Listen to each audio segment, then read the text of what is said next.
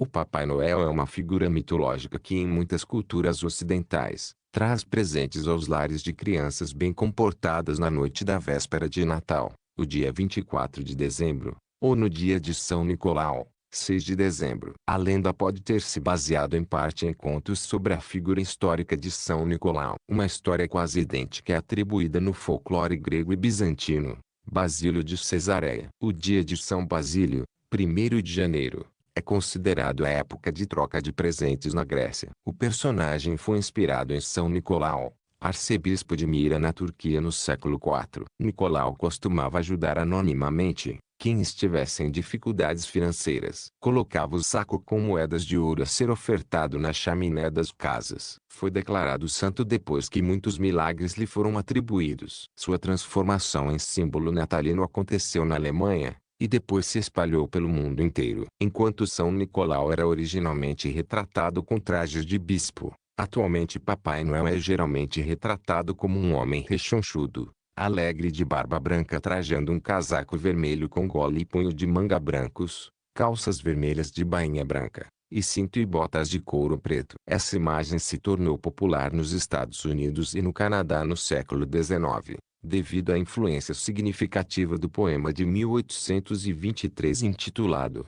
Uma Visita de São Nicolau, e do caricaturista e cartunista político Thomas Nast. Esta imagem foi mantida e reforçada através de música, rádio, televisão, livros infantis, filmes e publicidade. Conforme o mito, Papai Noel mora no extremo norte, numa terra de neve eterna. Na versão americana, ele mora em sua casa no Polo Norte, enquanto na versão britânica, frequentemente diz que ele reside nas montanhas de Korvatuntura na Lapônia, Finlândia. Papai Noel vive com sua esposa a Mamãe Noel, incontáveis elfos, ou seres mágicos de 8 ou 9 renas voadoras. Outra lenda popular diz que ele faz uma lista de crianças ao redor do mundo, classificando-as de acordo com seu comportamento, e que entrega presentes, como brinquedos ou doces, a todos os meninos e meninas bem comportados no mundo, e às vezes carvão às crianças mal comportadas na noite da véspera de Natal. Papai Noel consegue esse feito anual com auxílio dos elfos, criaturas místicas que fazem os brinquedos na sua oficina,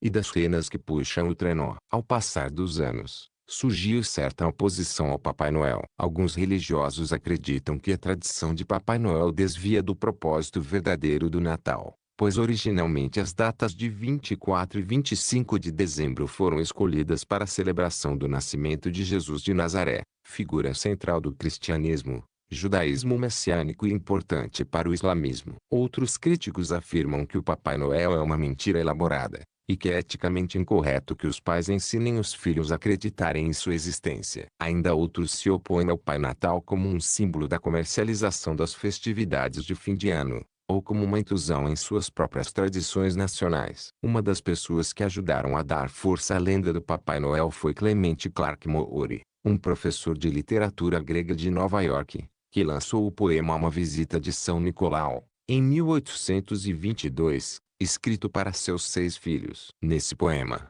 Moore divulgava a versão de que ele viajava num trenó puxado por renas. Ele também ajudou a popularizar outras características do bom velhinho, tais como entrar pela chaminé. O caso da chaminé, inclusive, é um dos mais curiosos na lenda de Papai Noel. Alguns estudiosos defendem que isso se deve ao fato de que várias pessoas tinham o costume de limpar as chaminés no Ano Novo, para permitir que a boa sorte entrasse na casa durante o resto do ano. No poema, várias tradições foram buscadas de diversas fontes e a verdadeira explicação da chaminé veio da Finlândia. Os antigos lapões viviam em pequenas tendas, semelhantes a iglus, que eram cobertas com pele de rena. A entrada para essa casa era um buraco no telhado. A última e mais importante característica incluída na figura do Pai Natal é sua blusa vermelha e branca. Antigamente, ele usava roupa verde e costumava usar um gorro também verde na cabeça. Seu atual visual foi obra do cartunista Thomas Nast,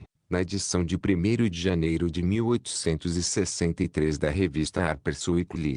Em alguns lugares na Europa, contudo, algumas vezes ele também é representado com os paramentos eclesiásticos de bispo, tendo em vez do gorro vermelho, uma mitra episcopal. Os costumes relacionados com o Papai Noel estavam afastando as pessoas do sentido estritamente cristão do Natal. De fato, No número de março de 1952 da revista Os Tempos Modernos, o etnólogo Claude Lévi-Strauss disse que a crença no Papai Noel é uma das coisas que mais promove o paganismo no homem moderno, e declarou que a Igreja estava justificada a desmistificá-lo. Lévi-Strauss salientou também que a origem do Papai Noel remonta ao rei das Saturnais, que eram festas celebradas na Roma antiga de 17 a 24 de dezembro. Durante essa semana, as casas eram decoradas com folhas verdes e havia troca de presentes. Assim como o Natal, as Saturnais eram caracterizadas por festas. Esse legado distante das Saturnais romanas é uma parte tão integrante do Natal como a representação de Jesus na manjedoura. Vez por outra um sacerdote diz que o Papai Noel é uma forma de comercialismo,